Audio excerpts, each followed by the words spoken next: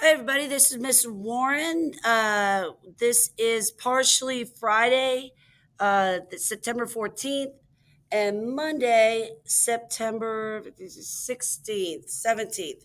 So if you missed September 17th, which is a Monday, this is kind of a little bit more of what you missed, and of course, the Friday. We reviewed over the French and Indian War, and we had already previously taken notes on this. This is the beginning of the road to revolution, the beginning of the birth of our country. Now, the French and Indian War involved two countries, the British and the French. Now, here we are, this is America, but at the time we were British. The French is over here, and they've already claimed all this land. But we were fighting over this area right here. This is the Ohio River Valley.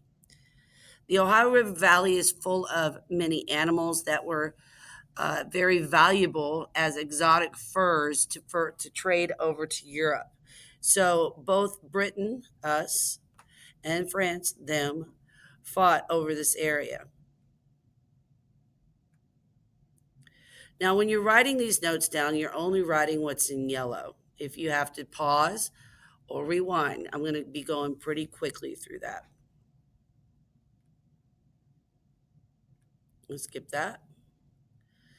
All right, again, only write what's in yellow. Now, the Albany Congress, this is a famous part of this time period, and we're not going to go into detail about the war except for the effects.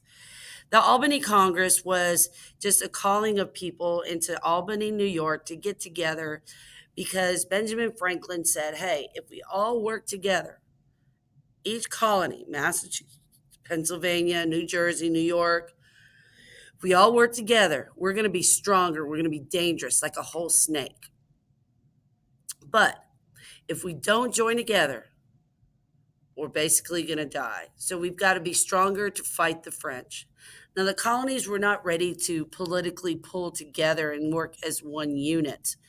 They were very separate, they kept to themselves.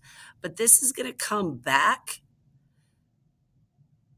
during the revolutionary times as we move closer to the revolution, because we are going to have to join together as one collective colonial group to beat the British.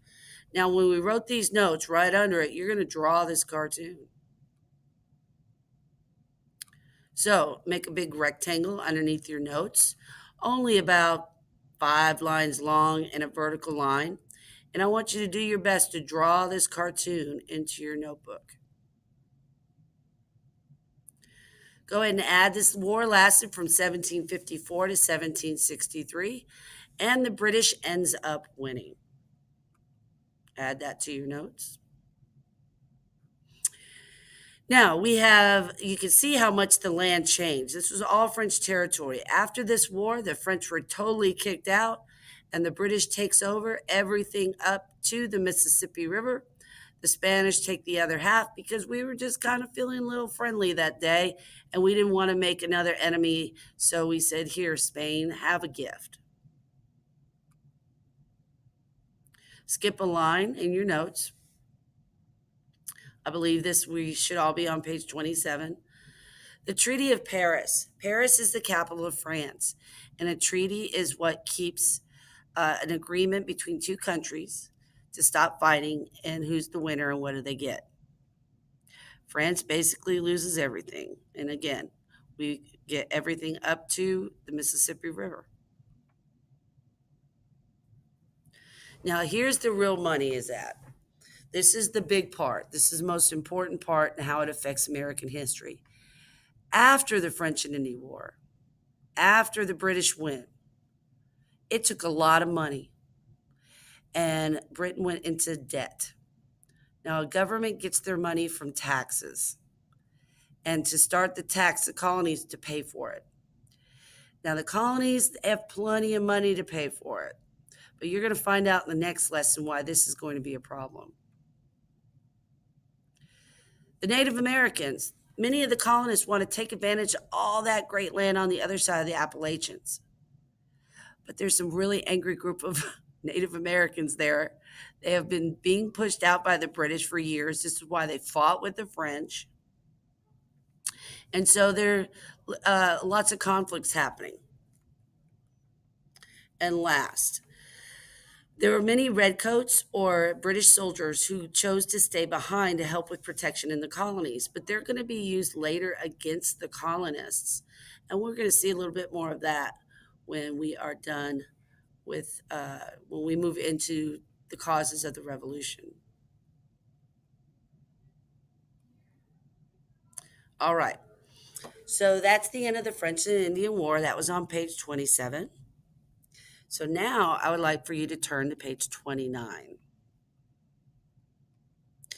Now, page 29, please title this, page 29, Causes of the American Revolution. You can go ahead and pause that or rewind that to hear it again. Sorry, I forgot to put up that slide. Now, one of the first things that the king did was you notice how the many problems there were with Native Americans, with people going on the other side of the Appalachians. And, they're all like gung ho, woohoo, we're going to go there. We're going to use all that land because it's getting crowded in the colonies. But there were so many problems with the Indian attacks. The king said no. So I'm going to draw this line, is what the king did, over the Appalachian Mountains, and you all aren't allowed to go over here at all. Too bad. I'm sorry. The colonies were really upset by this because they had worked really hard for that land. They had fought in a war. They helped the British and fight, but nope. So that was called the Proclamation of 1763. That's the first law that the king started interfering with, and Parliament. Don't forget about Parliament.